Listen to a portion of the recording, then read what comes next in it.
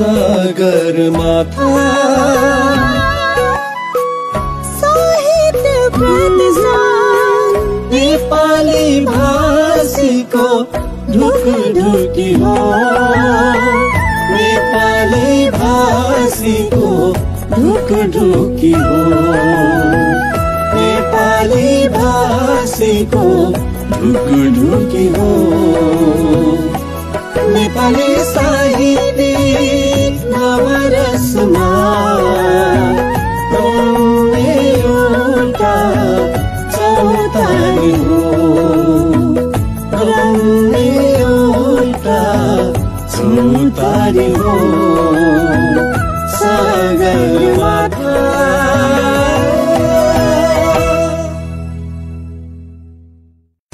सगरमाथा साहित्य प्रतिष्ठानको media partner साहित्यपोस्ट.com।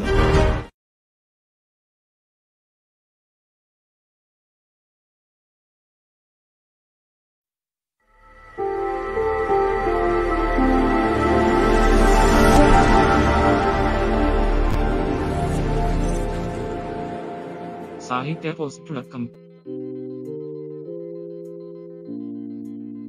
नमस्कार, म डिजी शर्मा सगरमाथा साहित्य प्रतिष्ठानको फेसबुक पेजबाट यति बेला युएईको अबुधाबीबाट बोलिरहेको छु।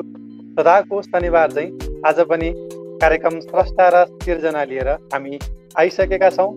हरेक शनिबार नेपाली समय साँझ 8 बजेदेखि प्रसारण हुँदै आएको कार्यक्रम स्रष्टा र सिर्जनाको आज पनि हामी 111 श्रृङ्खलाको बसाइमा छौँ र कार्यक्रममा आज भने हामीले एकजना वरिष्ठ कवि, वरिष्ठ साहित्यकारलाई लिएर आएका छौँ।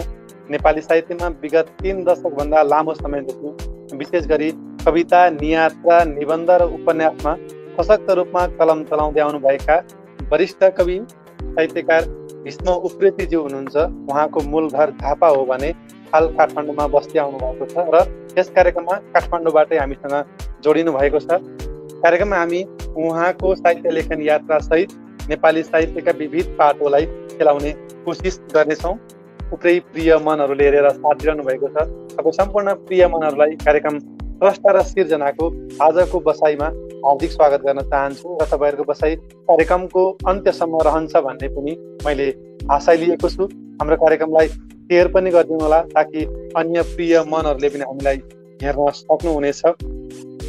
यस कार्यक्रम तथा सगरमाथा साहित्य प्रतिष्ठानको मिडिया पार्टनरको रूपमा हामीसँग साहित्यपोस्ट.com रहेको छ। नेपालकै एकमात्र साहित्यिक अनलाइन दैनिक पत्रिका। हरेक साहित्यिक कुराका लागि यहाँहरूले साहित्यपोस्ट भिजिट गर्न सक्नुहुनेछ। www.साहित्यपोस्ट.com मा गएर यहाँले भिजिट गर्न सक्नुहुनेछ र यसका प्रधान सम्पादक अश्विनी कोइरालाज्यू हुनुहुन्छ। त्यसै गरी हामीसँग मिडिया पार्टनरको रूपमा सेतो माटो मिडिया प्रणाली रहेको छ। हरेक समाचारका लागि यहाँहरूले सेतो माटो भिजिट गर्न सक्नुहुनेछ। www.setomato.com मा गएर र यसका सम्पादक कवि जीवन खत्रीज्यू हुनुहुन्छ। हामी सगरमाथा साहित्य प्रतिष्ठानको फेसबुक पेज सँगसँगै युट्युब च्यानल एएस इन्टरटेनमेन्ट मार्फत पनि पछि आउनेछौँ, जसलाई काठमाडौँमा बसेर यसै प्रतिष्ठानका पूर्व उपाध्यक्ष अमन एकलजीले लामो समयदेखि हाम्रो कार्यक्रमलाई तपाईँहरूमा युट्युब मार्फत पुर्याउँदै आउनुभएको छ। उहाँप्रति पनि हामी हार्दिक आभार प्रकट गर्न चाहन्छौँ। हाम्रो पेजलाई लाइक गरिदिनु होला, साथसाथै युट्युब च्यानललाई सब्सक्राइब गरिदिनु होला, हामीलाई हौसला मिलिरहनेछ भन्दै कार्यक्रममा आजका पाहुना कवि भीष्म उप्रेतीज्यूलाई स्क्रिनमा जोड्नुभन्दा पहिले उहाँको परिचय समितिको छोटो भिडियो सामग्री रहेको छ, हामी त्यो प्रस्तुत गर्नेछौँ। त्यसपछि मात्रै उहाँलाई स्क्रिनमा जोड्नेछौँ र उहाँसँग विशेष कुराकानी गर्दै आजको बसाइलाई विशेष बनाउने कोसिस गर्नेछौँ। थुप्रै प्रिय मनहरूलाई कार्यक्रममा फेरि पनि स्वागत गर्दै हाम्रो कार्यक्रमलाई सेयर गर्दै गर्नुहोला। तबसम्मका लागि आजका पाहुना वरिष्ठ कवि साहित्यकार भीष्म उप्रेतीज्यूको परिचय समितिको यो छोटो भिडियो सामग्री। विगत 3 दशकभन्दा लामो समयदेखि कविता, निबन्ध र नियात्रा मार्फत नेपाली साहित्यमा आफ्नो दरिलो उपस्थिति जनाउँदै आउनुभएका वरिष्ठ कवि तथा साहित्यकार भीष्म उप्रेतीज्यू कार्यक्रम स्रष्टा र सृजनाको आजको 111औं श्रृङ्खलामा हामीसँग रहनुहुनेछ। मूल रूपमा आफूलाई कवि भन्न रुचाउने उप्रेतीको तत्कालीन झापाको शनिश्चरी 3 उप्रेती गाउँ हालको अर्जुनधारा 9 मा 2024 साल माघ 13 गते जन्म भएको थियो। माता कृष्ण देवी उप्रेती र पिता भक्ति प्रसाद उप्रेतीका उहाँ जेठो सन्तान हुनुहुन्छ। स्कुले जीवनबाटै साहित्य लेखनको यात्रा सुरु गर्नुभएका कवि उप्रेतीको 2045 सालको कार्तिकमा मिरमिरे साहित्यिक पत्रिकामा पहिलो पटक कविता प्रकाशित भएको थियो। कविता, निबन्ध र नियात्राका अलावा उपन्यासमा समेत कलम चलाउँदै आउनुभएका उप्रेतीका हालसम्म 21 वटा साहित्यिक कृति प्रकाशित भइसकेका छन्। त्यसमा 8 वटा कविता संग्रह, 9 वटा नियात्रा संग्रह, 3 वटा निबन्ध संग्रह र एउटा उपन्यास रहेका छन्। 2053 सालमा प्रकाशित कविता संग्रह आकाश खस्यो भने के हुन्छ उहाँको पहिलो कृति हो भने 2077 सालमा प्रकाशित नियात्रा संग्रह हिमाल शेर्पा र यति उहाँको पछिल्लो कृति हो। त्यसैगरी उहाँको एउटा उपन्यास पाइला पाइला 2073 सालमा प्रकाशित भएर बजारमा आइसकेको छ। उहाँका आधा दर्जन बेसी कृतिहरू हिन्दी, अंग्रेजी, जापानी, सर्बियाली, फारसी र श्रीलङ्काको सिम्हाला भाषामा समेत अनुवाद भएर प्रकाशित भएका छन्। साहित्य लेखनको अलावा कवि उप्रेतीले अन्य विभिन्न देशका 1 दर्जन बेसी भाषाका साहित्यिक पुस्तक तथा रचनाहरूलाई नेपालीमा अनुवाद गर्नुका साथै प्रकाशन पनि गर्दै आउनु भएको छ।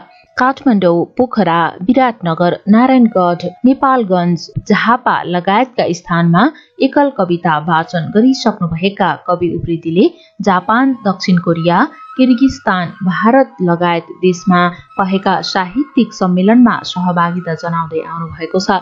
नेपाल राष्ट्र बैंकको जागिरे जीवनबाट अवकाश प्राप्त गरिसक्नुभएका कवि उप्रेतीले काम र अध्ययनको सिलसिलामा करिब अन्य 2 दर्जन देशहरूको भ्रमण गरिसक्नु भएको छ। 2062 सालमा युवा वर्ष मोती पुरस्कारबाट पुरस्कृत कवि उप्रेतीले शंकर लामिछाने युवा निबन्ध पुरस्कार, SAARC literature award, Gopal Prasad Rimal राष्ट्रिय काव्य पुरस्कार, पवन आलोक नियात्रा पुरस्कार लगायत विभिन्न संघ संस्थाबाट दर्जनौं सम्मान तथा पुरस्कार प्राप्त गरिसक्नु भएको छ। हाल काठमाडौँ 10 बुद्ध नगरमा रहेर साहित्य कर्ममा सक्रिय रहँदै आउनुभएका कवि उप्रेतीले बेलायतबाट अर्थशास्त्रमा स्नाकोत्तर, त्रिभुवन विश्वविद्यालयबाट अर्थशास्त्रमा स्नाकोत्तर र शिक्षा संकायमा स्नातकसम्मको औपचारिक अध्ययन पूरा गर्नुभएको छ। कवि उप्रेती सारांश नेपालको संस्थापक अध्यक्ष, पेन इन्टरनेशनल नेपाल च्याप्टरको सचिव, कविता क्लब नेपालको सदस्य, बनाना क्लब जापानको सदस्य, traditional poetry association of the world कोरियाको सदस्य लगायत अन्य थुप्रै संघ संस्थामा आबद्ध रहेर काम गर्दै आउनु भएको छ। यिनै बहुआयामिक व्यक्तित्वका धनी वरिष्ठ कवि तथा साहित्यकार भीष्म उप्रेतीज्यू आजको बसाइमा हामीसँग 1 घण्टा रहनुहुनेछ। कार्यक्रममा हामी उहाँको साहित्य लेखन यात्रा सहित नेपाली साहित्यका विविध पाटोमा केन्द्रित रहेर कुराकानी गर्दै आजको बसाइलाई विशेष बनाउने कोसिस गर्नेछौँ। हाम्रो निमन्त्रणा स्वीकार गरिदिएर कार्यक्रमको शोभा बढाइदिनु भएकोमा यहाँप्रति हार्दिक आभार पनि प्रकट गर्दछौँ। कार्यक्रम स्रष्टा र सृजना तथा सगरमाथा साहित्य प्रतिष्ठान UAE, मिडिया पार्टनर साहित्यपोस्ट.com तथा सेतो माटो मिडिया प्राली।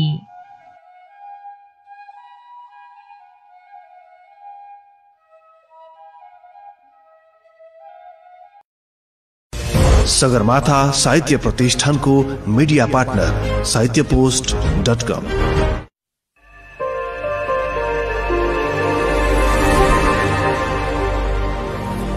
साहित्यपोस्ट.com। कार्यक्रम स्रष्टा र सिर्जनाको आज हामी 111 श्रृङ्खलाको बसाइमा छौँ। थुप्रै प्रिय मनहरूले हेरेर साथ दिइरहनु भएको छ। तपाईँ सम्पूर्ण प्रिय मनहरूलाई फेरि पनि म कार्यक्रममा हार्दिक स्वागत गर्न चाहन्छु र यहाँहरू थाहा पाइसक्नु भएको छ आजको बसाइमा हामीसँग को पाहुना हुनुहुन्छ भनेर। पक्कै पनि वरिष्ठ कवि साहित्यकार भीष्म उप्रेतीजी हुनुहुन्छ। विगत 3 दशकभन्दा लामो समयदेखि नेपाली साहित्यमा सशक्त रूपमा कलम चलाउँदै आउनु भएको छ। अब भने म ढिलो नगरिकन उहाँलाई स्क्रिनमा जोड्न चाहन्छु। तपाईँलाई कार्यक्रममा स्वागत छ सर। हजुर नमस्कार, धन्यवाद। मलाई रमाइलो चाहिँ केमा लाग्यो भने पहिलो कुरो त तपाईँहरूले मलाई यो प्लेटफर्म दिनुभयो होइन, त्यसको लागि म एकदम आभार व्यक्त गर्छु। तर अर्को एकदम संजोग कस्तो परेछ भने यो 111औं श्रृङ्खला परेछ। 111 भनेको चाहिँ पूर्ण नम्बर हो कि, तपाईँले अगाडिबाट पढे पनि पछाडिबाट पढे पनि 111 पढ्नुहुन्छ। अनि त्यो श्रृङ्खलामा चाहिँ संजोगले मैले अवसर पाएँ, यसको लागि पनि म हार्दिक आभार व्यक्त गर्छु। पक्कै पनि लामो समय पछाडि यस कार्यक्रममा जोडिने एउटा अवसर मिलेको छ र आफ्नो अमूल्य समय दिएर हाम्रो कार्यक्रमलाई एक कदम भए पनि अगाडि बढाउनका लागि जुन महत्त्वपूर्ण भूमिका निर्वाह गर्नुभएको छ यहाँप्रति पनि हामी हार्दिक आभार प्रकट गर्दछौँ। साथै तपाईँसम्म पुर्याउनका लागि निकै महत्त्वपूर्ण भूमिका निर्वाह गर्नुहुने यस प्रतिष्ठानका केन्द्रीय अध्यक्ष जीवित खड्का मगरज्यू प्रति पनि हामी विशेष आभार प्रकट गर्न चाहन्छौँ। सर, हामी कार्यक्रममा थुप्रै कुराकानी गर्ने नै छौँ। त्योभन्दा अगाडि सरको आजभोलिको जिन्दगी चाहिँ के कसरी बितिरहेको छ थोरै त्यहाँबाट सुरु गरौँ न। अब अहिले मेरो फुल टाइम फर्मल जब छैन होइन। नेपाल राष्ट्र ब्याङ्कमा 30 वर्षको एक्जिट प्रावधान छ, मैले 30 वर्ष पुरा गरेँ र अहिले म राष्ट्र ब्याङ्क बाहिर छु। तर कस्तो छ भने अब अहिलेको समय भनेको खास गरेर लेख्ने पढ्ने होइन, अनि म अनुवादको कामहरू पनि गरिरहेको छु। अनि कतिपय ठाउँहरूमा कहिलेकाहीँ व्यक्तिगत हिसाबबाट कहिलेकाहीँ संस्थागत रूपमा कुनै अर्गनाइजेसनहरूले सम्पादन गरिदिनको लागि, अनुवाद गरिदिनको लागि पनि सानो त्यो कार्यहरू दिनुहुन्छ, काम दिनुहुन्छ, त्यो काम पनि गर्छु। त्योदेखि बाहेक एउटा कलेज छ, म आफू पनि एसोसिएट भएको, हाम्रो नेसनल कलेज भन्ने छ अहिले धुम्बाराईमा। त्यो कलेजमा अब सालमा 2 सेमेस्टर हुन्छ, एउटा सेमेस्टर चाहिँ मैले पढाउँछु। अहिले यति बेलाको सेमेस्टर चाहिँ मेरो खाली छ। तर यी सबै कार्यक्रमदेखि बाहेक अब कार्यक्रम अर्गनाइज गर्ने अथवा विभिन्न ठाउँमा कार्यक्रमहरूमा भाग लिन जाने पनि गर्ने भएकोले एकदम व्यस्त छु भन्नुपर्छ। यो व्यस्तताका बावजुद पनि हाम्रो कार्यक्रमको लागि समय दिनुभएको छ, हामी फेरि पनि आभार प्रकट गर्न चाहन्छौँ। हामीले यस कार्यक्रममा स्रष्टाको साहित्य लेखनको यात्रा सुरुवातदेखि नै जोड्दै र जुन विधामा कलम चलाउँछ त्यो विधाका पनि केही पाटोलाई हामीले केलाउने कोसिस गर्दै आइरहेका छौँ। यी सब हेर्दाखेरि चाहिँ यहाँको साहित्य लेखन यात्रा पनि स्कुले जीवनबाटै सुरु भएको थियो। त्यति सानो समयमा चाहिँ साहित्यप्रतिको रुचि चाहिँ कसरी जागेको थियो, हामी त्यहाँबाट पनि कुरा निकालौँ न सर। हुन्छ, यस्तो छ, म चाहिँ अब झापाको शनिश्चरी मा जन्मेर भनौँ न 16 वर्षको उमेरसम्म त्यहीँ बसेँ। एसएलसी मैले शनिश्चरी माध्यमिक विद्यालयबाट गरेको।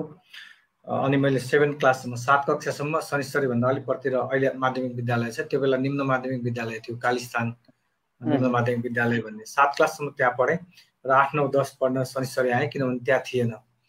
अनि अब स्कुलहरूमा विद्यालयमा विभिन्न अतिरिक्त क्रियाकलापहरू हुँदाखेरि साहित्यिक समारोहहरू गोष्ठीहरू पनि हुन्थ्यो।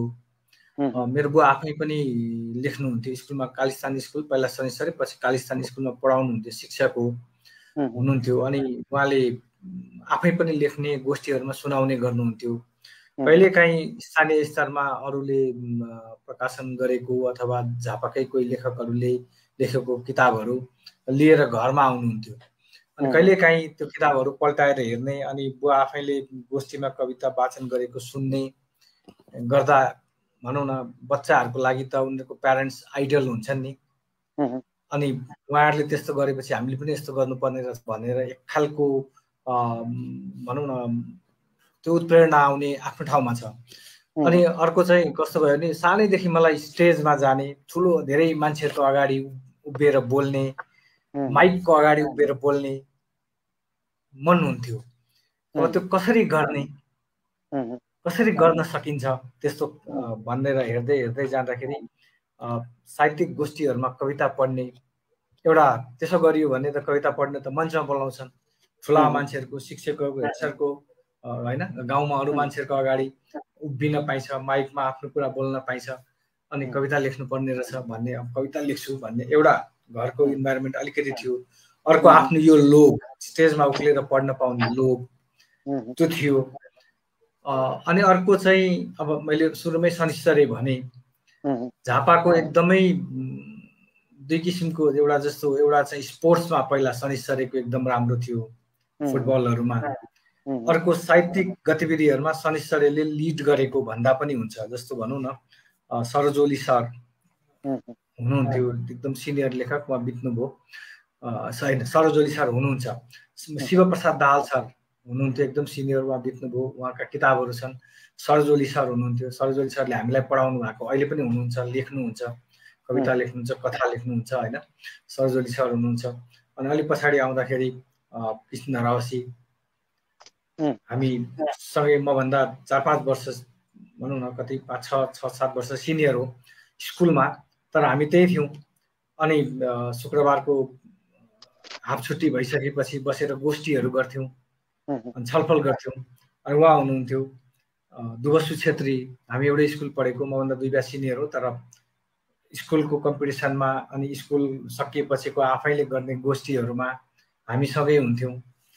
मुकुल दाहाल भन्ने एकदम राम्रो कवि हुनुहुन्छ, उहाँ अहिले स्कटल्यान्डमा उहाँ पिएचडी गरेर त्यही पढाउनुहुन्छ, एकदम राम्रो कवि, ट्रान्सलेटर पनि, मेरो 1 क्लासदेखि एसएलसीसम्मको साथी।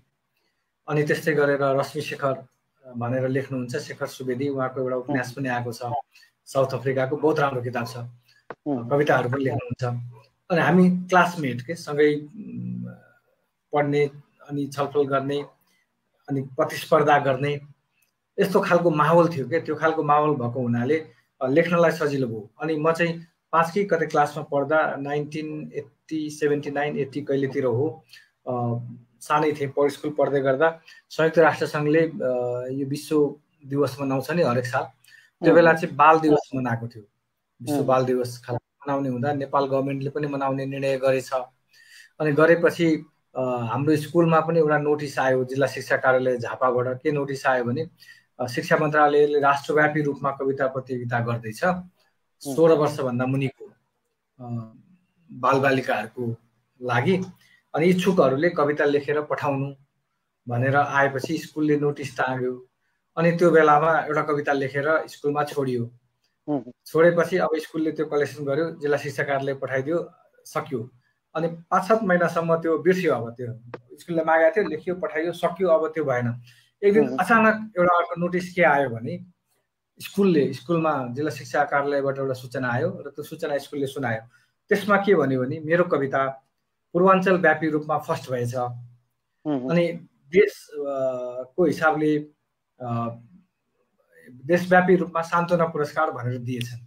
अनि त्यो बेला मलाई 125 रुपियाँ क्यास पुरस्कार दिएको थियो, अनि 2टा सर्टिफिकेट पनि दियो, एउटा फर्स्ट भएको एउटा सान्त्वना भएको। स्कुलले 1 वर्ष फ्री सिप दियो, स्कलरसिप दियो होइन। अब त्यो बच्चाको लागि भर्खर कविता लेख्ने, स्टेजमा जाने रहर गरिराखेको मान्छेको लागि त्यत्रो ठुलो चिज, अब यो भनौँ न कहिले 35-36 कति 34-33 कति सालतिर 125 रुपियाँ आएको, ठुलो रकम जस्तो। अनि त्यसले मलाई एकदम ठुलो प्रेरणा भयो कि। अनि त्यसपछि मैले लेखिराखेँ। अनि अघि भनेको शनिश्चरी आएपछिको अघिको लेखकहरूको सर्कलको माहौलले त्यसलाई निरन्तरता दिन सहयोग गर्यो। यसरी मैले लेख्न चाहिँ स्कुलदेखि नै लेखेँ। तर मेरो रचना प्रकाशन चाहिँ म काठमाडौँमा 42 सालमा आएँ, 41 सालमा एसएलसी पास गरेर 42 को भदौमा आएँ र पाटन क्याम्पसमा मैले आइएससी जोइन गरेँ। आइएससी पढ्दाखेरि अब अङ्ग्रेजी पनि नेपाली माध्यममा पढ्ने सरकारी स्कुलबाट आएको।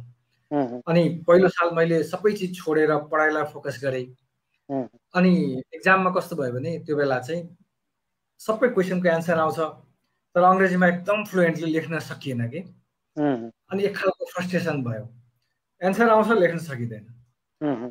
अनि एक खालको फ्रस्ट्रेसन भइसकेपछि अनि सेकेन्ड इयरमा लागेपछि म आइएससी त मैले आइएससी सकेर मात्र फ्याकल्टी चेन्ज गर्छु भन्नेमा गएँ, समय इयर वेस्ट गर्दिनँ भन्नेमा। तर के भयो भने मैले साहित्यलाई फेरि कन्टिन्यू गरिराखेँ। पाटन क्याम्पसको स्वतन्त्र विद्यार्थी युनियनले त्यही ताका प्रतियोगितात्मक कवि गोष्ठी गर्ने भन्यो। अनि त्यसमा मैले पनि कविता पठाएँ। जजको रूपमा मन्जुल दाइ आउनुभयो। यो 44 सालतिरको कुरा होला, 43-44 सालतिरको कुरा। अनि मन्जुल दाइ आउनुभयो, कविता सुन्नुभयो, मैले पुरस्कार पाएँ। तर त्यस पछाडि उहाँले जसरी त्यो हुन्छ नि नयाँलाई धाप मार्ने, प्रशंसा गर्ने, लेखिराख्नुहोस् भन्ने, मेरो घरमा पनि आउनुहोस् कहिलेकाहीँ अनि कविताको छलफल गरौँ भन्ने, त्यो एउटा नाम केही नभएको एउटा मान्छेलाई उहाँले जसरी त्यो वातावरण बनाइदिनु भयो त्यो बहुत ठुलो कुरा थियो। त्यसले मलाई कन्टिन्युली लेखिराख्न सजिलो भयो। म उहाँसँग सङ्गत गरेँ, उहाँकोमा गएँ आएँ। उहाँले मलाई भनौँ न मोहन कोइरालासँग चिन्जान गराइदिनु भयो, रमेश बेकलसँग चिन्जान गराइदिनु भयो, कृष्णचन्द्र सिंह प्रधानसँग चिन्जान गराइदिनु भयो होइन, अभि दाईसँग चिन्जान गराइदिनु भयो, गङ्गा दाईसँग अब हाम्रो कुलपतिज्यू यो सर्कलमा उहाँले मलाई इन्ट्रोड्युस गरिदिनु भयो। मलाई दुःखै भएन कि त्यति साह्रो। यसरी म लिटरेचरमा आएको। त्यसपछि कन्टिन्यू भइराख्यो।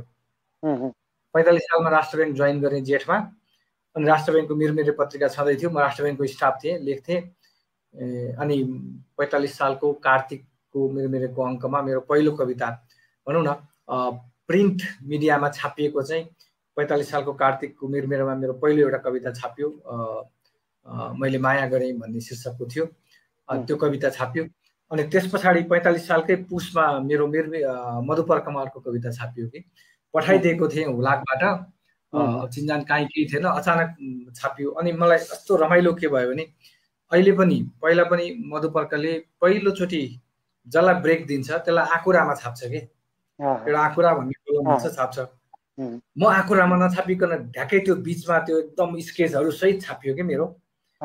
अनि म पछि गएँ, छापिएपछि गएँ अनि त्यहाँ सम्पादकहरूलाई भेटेँ, धन्यवाद भने। अनि मैले भने तपाईँहरूले मलाई आकुरामा नराखी एकैचोटि भित्र छाप्नु भने उनीहरू छक्क गरे। तपाईँ आकुरामा नआइकन यता आएको हो, उनीहरू झुक्किए के। म चाहिँ त्यसरी 45 पुसबाट त्यसरी आइसकेपछि अनि मलाई के भन्यो भने तपाईँको कविता राम्रो छ, तपाईँ लेखिराख्नुहोस्, सालमा एउटा या दुईटा तपाईँको हामी छापिदिइराख्छौँ, तर यस्तै राम्रो लेखिराख्नुहोस् है भने। त्यसपछि उनीहरूले मलाई छापिदिइराखे। रमेश शर्मा हुनुहुन्थ्यो, कृष्ण भक्त दाई हुनुहुन्थ्यो, कपिल दाई हुनुहुन्थ्यो होइन। उहाँहरूले मलाई त्यो खालको ब्रेक दिइराख्नु भयो कि। यसरी अब ब्रेक पाइराखेपछि ठुलो मान्छेहरूको एकदम आदरणीय मान्छेहरू भनेको मान्छेहरू आदर गरेको मान्छेको धाप पाइराखेपछि त त्यसले अरू लेखौँ मेहनत गरौँ भन्ने हुन्छ नि। यो ढङ्गले म गइराखेँ कि यसरी म अगाडि आइराखेँ, लेखिराखेँ। यस्तो भएको हो मेरो। तुलनात्मक रूपमा हेर्दाखेरि यहाँको सुरुवाती चरणमा आफ्ना कृतिहरू छपाउने कुरामा त्यति धेरै गाह्रो चाहिँ भएन, जसरी अरू स्रष्टाहरूले चाहिँ भन्नुहुन्छ गाह्रो, त्यो चाहिँ यहाँ त्यति बोक्नु परेन।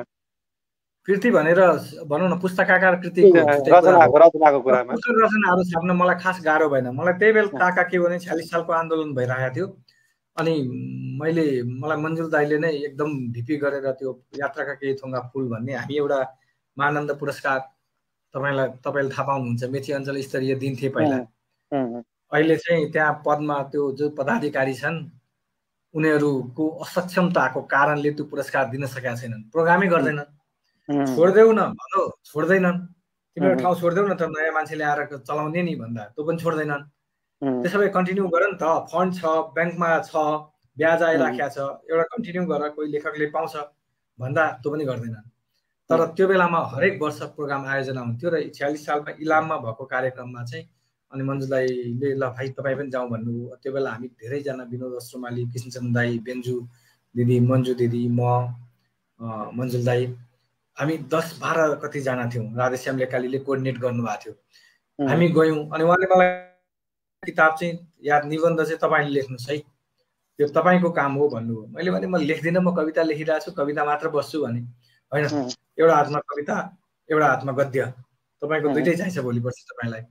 किनभने जब तपाईँले नाम कमाउन थाल्नुहुन्छ, जब तपाईँ प्रकाशित हुन थाल्नुहुन्छ, जब मान्छेले चिन्न थाल्छन्, तपाईँले थाहै नपाइकन नजिकका मान्छे पनि टाढाका मान्छे पनि एकदम ईर्ष्या गर्ने, रिस गर्ने, शत्रुता मोल्ने, तपाईँलाई मौका पर्खेर कमजोर ठाउँ, कमजोर अवस्था भेटाएर प्रहार गर्ने मान्छेहरू र उठ्न नदिने मान्छेहरू धेरै हुन्छन्। तपाईँले थाहा नै पाउनुहुन्न। तपाईँ मेरो मित्र भनिराख्नुहुन्छ, त्यो मित्र भइराखेको हुँदैन। त्यस कारणले त्यस्तो अवस्था परिहाल्यो भने जवाफ दिनलाई तपाईँसँग कविता पनि हुन्छ, तपाईँसँग निबन्ध लेख्ने हात पनि हुन्छ, दुइटै लेख्नुहोस् भन्नुभयो। अनि मैले लेखेँ, त्यो यात्रा लेखेँ 46 सालमा। त्यो जेठको कुरा थियो, सुरुको। अनि लेखेर 20-25 पेजले म भर्खर कलेज पढ्दै थिएँ, ब्याचलर्स पढ्दै थिएँ। अनि त्यो लेखेर मैले उहाँलाई एक दिन छोड्दै लगेर 20-25 पेज थियो। अनि एक हप्ता पछि गएपछि मलाई यस्तो गाली गर्नुभयो, यस्तो नाथे जाबो तपाईँले लेख्नुहुन्छ भन्ने जाने भए तपाईँले लेख्नु नै भन्ने थिएन नि। म आफै लेख्थेँ अथवा अर्कोलाई भन्थेँ, तपाईँलाई मैले त्यत्रो विश्वास गरेर किताब लेख्नुहोस् भने यस्तो पनि लेख्ने हो, यो भएन भन्नुभयो।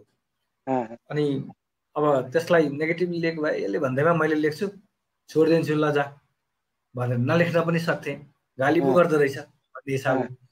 मैले कसरी लिएँ भने ल ठिक छ मलाई आज यस्तो भनेको म देखाइदिन्छु तपाईँलाई म कस्तो लेख्छु भन्ने कुरो म तपाईँलाई लेखेर देखाइदिन्छु भन्ने मनमा सोचेर त्यो लिएर आएँ। त्यसपछि मैले 1 महिना कि 2 हप्ता कति लगाएर त्यसलाई 80-90 पेजको बनाएँ।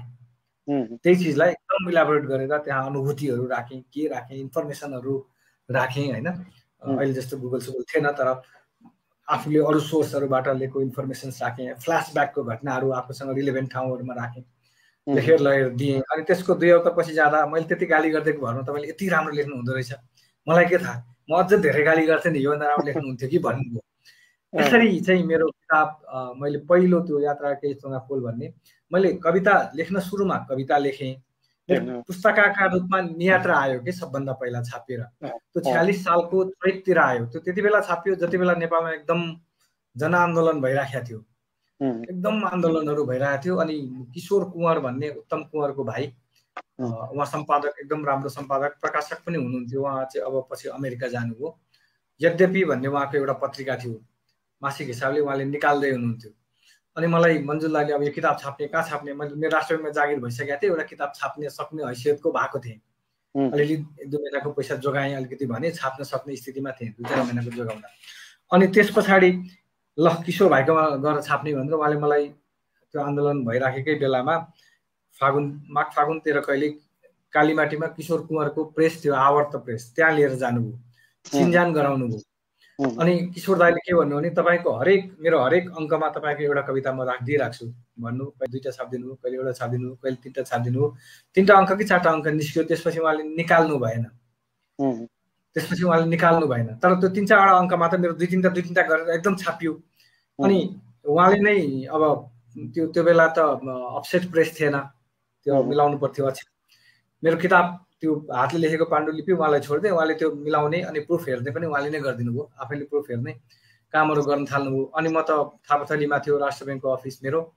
अनि 5 बजेपछि अनि शुक्रबार 3 बजेपछि 1:30 बजे छुट्टी हुन्थ्यो। 1:30 बजेपछि म हिँड्दै त्यहाँ जान्थेँ, 15-20 मिनट आधा घन्टा हिँड्दा कालीमाटी पुगिहाल्थेँ। अहिले जस्तो गाडीहरू थिएन धेरै, अहिले जस्तो यो टेम्पो, 3 व्हिलर, सानो यस्तो माइक्रो बस नेपालमा थिएन। अनि गाडी पनि पाइँदैन थियो, हिँडेरै जान्थेँ। यङ थिएँ, हिँड्न सक्थेँ होइन, हिँडेर जान्थेँ। अनि त्यहाँ गयो, 1-1.5 घन्टा बस्यो, गफ गऱ्यो। अनि धेरै लेखकहरू आउँथे, को आउँथे। मोहन कोइरालालाई मैले त्यहीँ चिनेको, एकदम अब नाम त एकदम धेरै सुनेको, फर्सीको जरा अलिअलि पढेको पनि, कुनै बुझेको कुनै नबुझेको त्यो बेला होइन।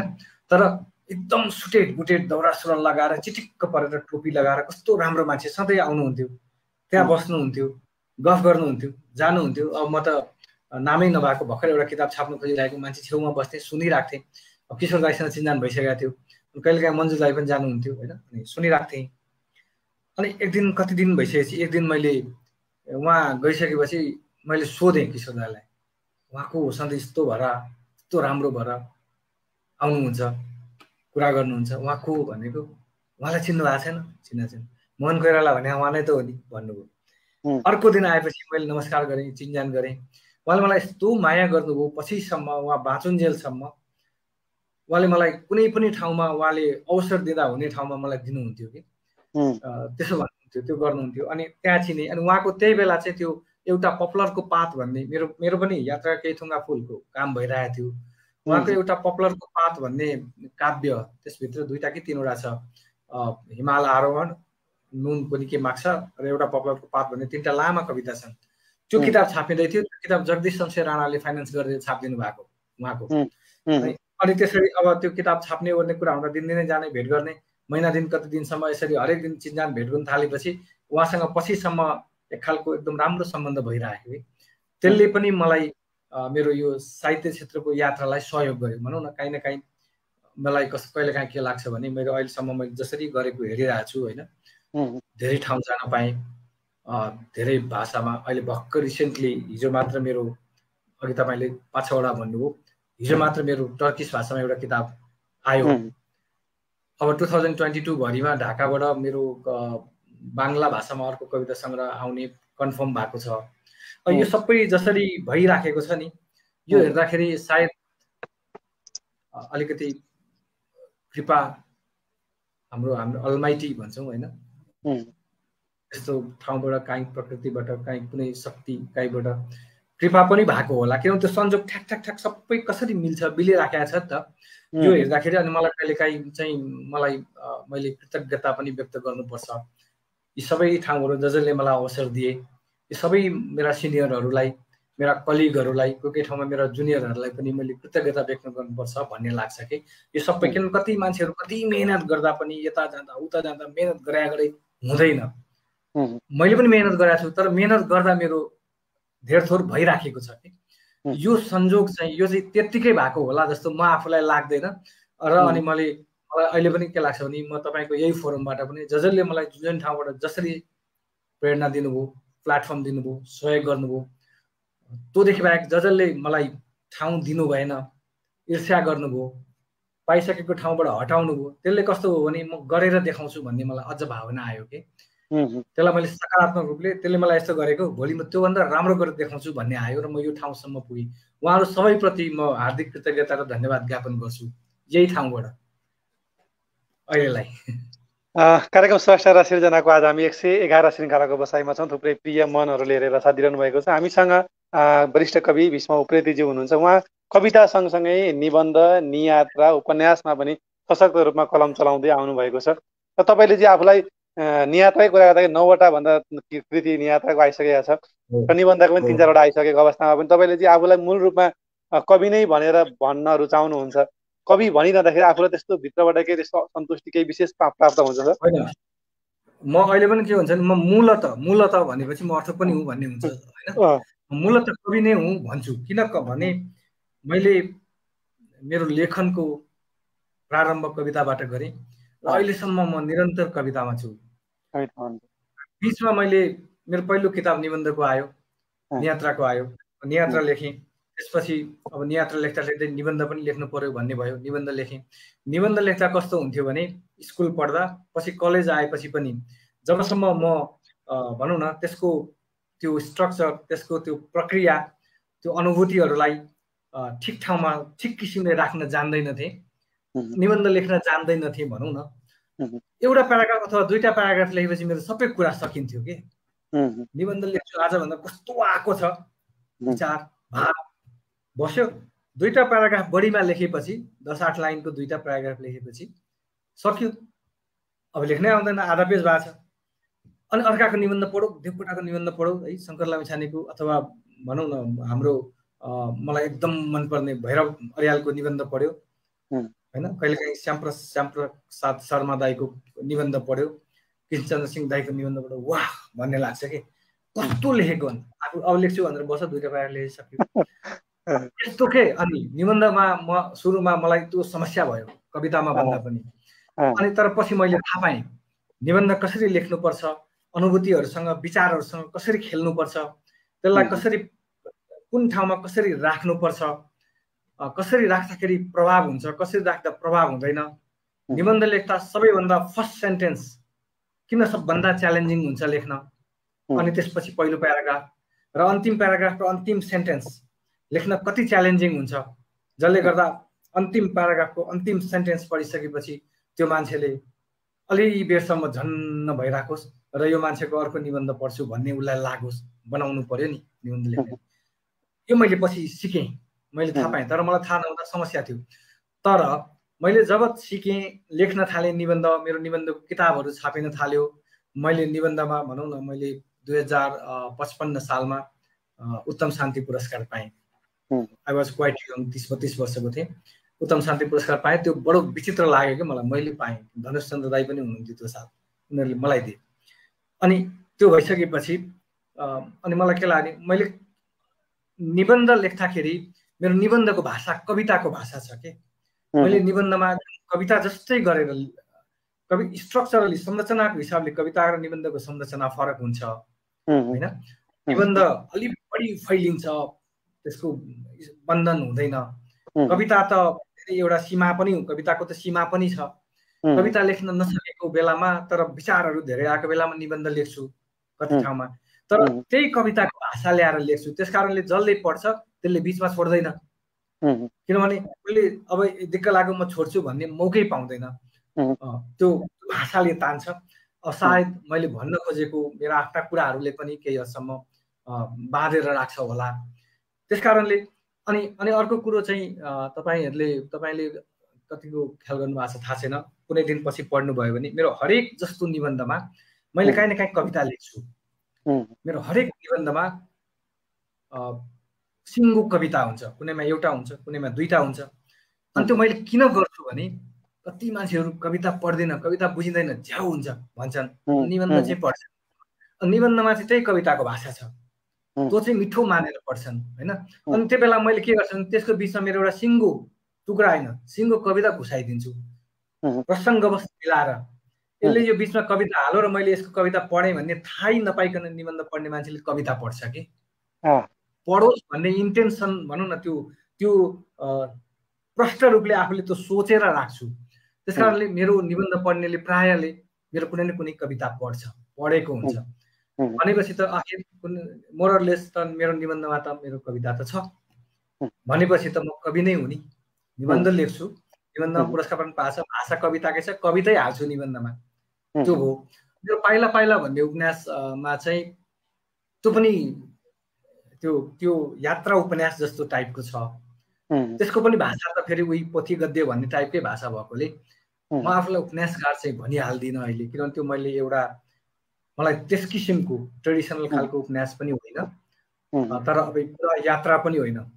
यात्रा र उपन्यासको बिचबिच हुँदै कहिले यता ढल्किँदै कहिले उता ढल्किँदै गएको एउटा खालको छुट्टै खालको गद्य लेखौँ न भन्ने लागेको हुनाले मैले त्यो लेखेँ। मानिसहरूले लेखेको कुरालाई मन पनि पराए होइन। अब त्यो किताब त मेरो सिंहलामा र अङ्ग्रेजीमा पनि छापियो, सिंहलामा धेरै राम्रो रेस्पोन्स आयो। मलाई धेरै श्रीलङ्काको लेखकहरूले चिन्नुहुन्छ कि त्यो किताब आएपछि, किन धेरै चर्चित भयो। अनि अब त्यो हिसाबले हेर्दाखेरि चाहिँ त्यसको पनि भाषा लगभग त्यस्तै भएको हुनाले मैले आफूलाई मूलतः कवि हुँ भनेको। जस्तो सरले अघि सुरुमै त्यहाँको अब निबन्धको कुरा गरिरहँदाखेरि सुरुमा मलाई निबन्धको टेक्निक थाहा थिएन, पछि टेक्निक थाहा भएपछि मैले सजिलैसँग लेख्न सकेँ भन्नुभयो। त्यस्तो केही विशेष टेक्निकहरू छ जो बताउन मिल्छ, किनभने नयाँ पुस्ताले पनि लेखिरहनु भएको छ। विशेष टेक्निक भन्ने पनि होइन, के हुँदो रहेछ भने भनौँ न निबन्धमा एउटा चाहिँ भाषाको प्रवाहलाई व्यवस्थित रूपले राख्नुपर्ने छ, त्यो मेन्टेन गर्नुपर्ने रहेछ। मैले थाहा पाएँ एउटा त्यो कुरो। अर्को कुरो के थाहा पाइयो भने सिधा आफ्नो मनमा जे छ त्यो कुरा मात्र लेखेर हुँदैन रहेछ। त्यसमा चाहिँ आफू कुनै एउटा भनौँ न एउटा निबन्धमा मूलतः एउटा विषय हुन्छ, जसरी कवितामा एउटा विषय हुन्छ, तर त्यसका सहायक विषयहरू थुप्रो हुने रहेछन् के। आफूले भन्न खोजेको आइडियालाई, आफूले भन्न खोजेको थटलाई इस्टाब्लिस गर्नको लागि ठाउँ ठाउँमा विभिन्न किसिमको उदाहरणहरू दिनुपर्ने हुने रहेछ। त्यसले तन्काउने हाँगाबिगा हाल्नुपर्ने रहेछ कि सुन्दर बनाउनलाई। अनि लजिकहरू तर्कहरू राख्दै जानुपर्ने हुने रहेछ।